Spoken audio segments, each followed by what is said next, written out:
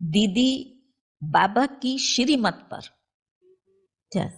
जैसे सुनते हैं आंख मीच कर श्रीमत पर चलो, ऐसे आंख मीच कर श्रीमत पर जो बाबा ने कहा, जब कहा, जैसे कहा, उसको उसी घड़ी उसी रीति से फॉलो करना।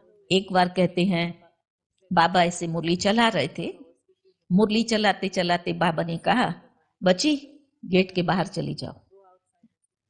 दीदी खड़ी हुई, गेट के बाहर चली गई। बाहर जाकर के एक पत्थर पर बैठ गई, आराम से बैठी बाबा को याद कर रही थी। काफी टाइम के बाद में फिर मुरली पूरी हुई, फिर बाबा बैठे, फिर उसके बाद में बाबा बाहर गए तो दीदी बैठी हुई थी। बाबा ने प्यार से उठाया, बाबा लेकर के आए।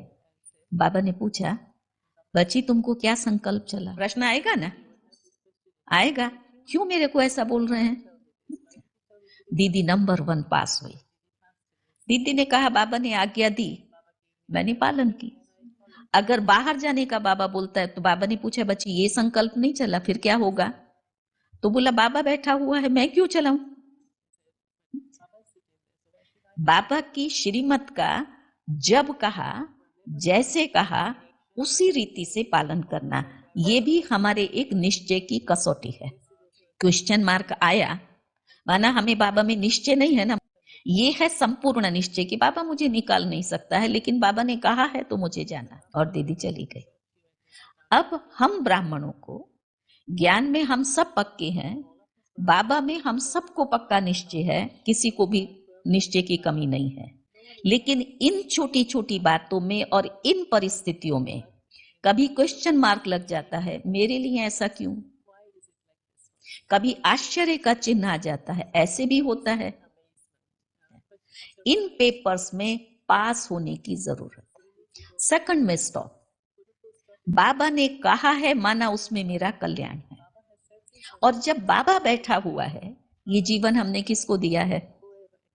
बाबा को दिया है। तो इसकी जिम्मेवारी किसकी है? बाबा की है। चाहे प्यार करो या ठुकराओ, तेरा दर नहीं छोड़ेंगे।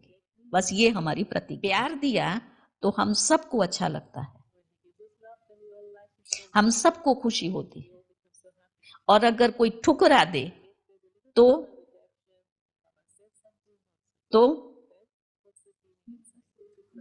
वहां पर ये निश्चय कि बाबा के घर से मुझे कोई ठुकरा नहीं सकता।